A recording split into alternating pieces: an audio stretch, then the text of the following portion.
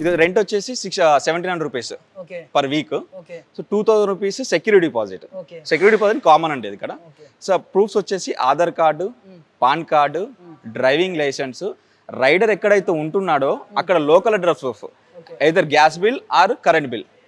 ఈ డాక్యుమెంట్స్ అనేది కంపల్సరీ అండి. ఇఫ్ ఇన్ కేస్ ఈ రెండు లేవు అనుకుంటే వేరే ఆప్షన్స్ ఏమైనా ఉన్నాయా? లేదు సార్, కంపల్సరీ మ్యాండేటరీ మన డాక్యుమెంట్స్ అనేది. డాక్యుమెంట్స్ అనేది మ్యాండేటరీ. కొంతమంది హాస్టల్స్ లో ఉంటారు, వాళ్ళకి గ్యాస్ బిల్ ఉండదు, మీరు చెప్పినట్టు ఎలక్ట్రిసిటీ బిల్ కూడా కొంతమంది ప్రొవైడ్ చేయరు నిజానికి. అలాంటప్పుడు ఏంటంటే మనకు ఒక ఆప్షన్ ఉన్నది, జాయినింగ్ ఉంటుంది కదా, హాస్టల్ జాయినింగ్ రిసిప్ట్ ఉంటుంది, అందులో అడ్రస్ ఉంటుంది, హాస్టల్ పేరు ఎక్కడ లొకేషన్. సో ఆ జాయినింగ్ రిసిప్ట్ తో కూడా మేము కన్సిడర్ చేస్తాం. ఇంకొక డౌట్, ఇప్పుడు ఈ వెహికల్ నాకు కావాలి అయితే నా డాక్యుమెంట్స్ లేవు, మా బ్రదర్ డాక్యుమెంట్స్ తెచ్చిపెట్టి నేను ఈ వెహికల్ తీసుకెళ్ళొచ్చా? తీసుకెళ్ళొచ్చు, కాకపోతే దానికి కొంచెం ప్రాసెస్ ఉంటుంది.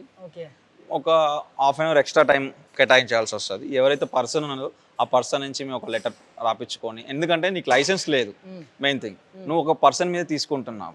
సో ఆ పర్సన్ పర్మిషన్ లేకుండా నువ్వు వెహికల్ తీసుకోలేవు. సో మేము వెరిఫై చేయాలి. ఎవరైతే డాక్యుమెంట్స్ తీసుకొని వస్తున్నారో ఆ కస్టమర్ని వెరిఫై చేసి, సో వెహికల్ ఇవ్వచ్చు, నాది రెస్పాన్సిబుల్ అంటే అది కన్సిడర్ చేస్తాం, తీసుకోవచ్చు వెహికల్.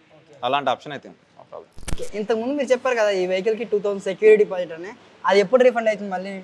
సార్ ఇందులో వచ్చేసి మనకి 2 టైప్స్ రీఫండ్స్ ఉంటాయి సార్.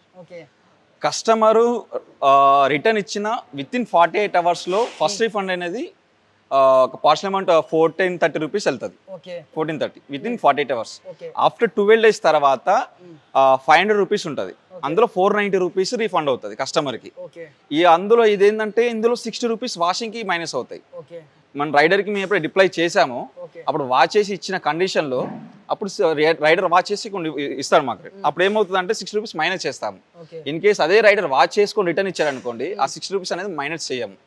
ఓకేనా? ఇంకోటి ఏంటంటే ఇందులో మనకి 20 rupees payment gateway charges ఉంటాయి. ఫస్ట్ రీఫండ్కి కూడా కస్టమర్కి రిఫండ్ అయ్యేటప్పుడు 10 rupees payment gateway cut అవుతుంది. And second refund 500 rupees hold ఉంది కదా, అది కూడా compulsory 10 rupees payment gateway cut అవుతుంది.